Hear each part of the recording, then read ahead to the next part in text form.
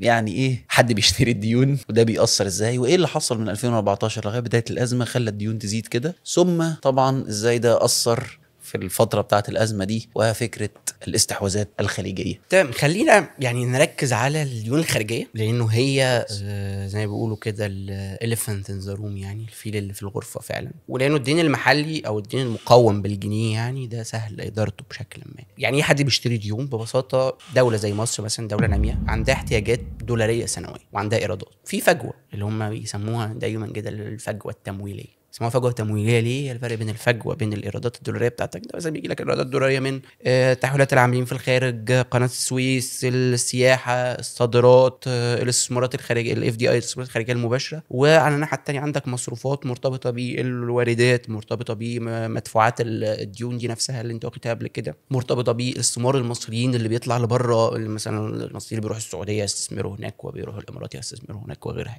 الميزان ده كفتينه لازم يكونوا متوازنين بشكل ما، او لو في حاجه ما يبقاش عجز كبير، ولو في فائض ما يبقاش فائض كبير. يعني انت بالمناسبه انت لو عندك دوله عندها فائض كبير جدا في ميزان المدفوعات ده بيؤشر على مشكله، بس مشكله من نوع اخر. يعني مثلا المشكله اللي عند الصين انه هي دوله عندها فائض كبير جدا في ميزان المدفوعات، لازم تستثمروا عند الامريكان، فبالتالي الامريكان دايما عندهم ليفرج على الصينيين في حته انه انت بتستثمر عندي فلوسك، انت ما فيش مكان لاستثمار الفوائض الماليه بتاعتك دي بره الولايات المتحده. ده نقاش طويل يعني. ده أزمة كده بالنسبة للصين. ده ازمه كبيره بالمناسبه.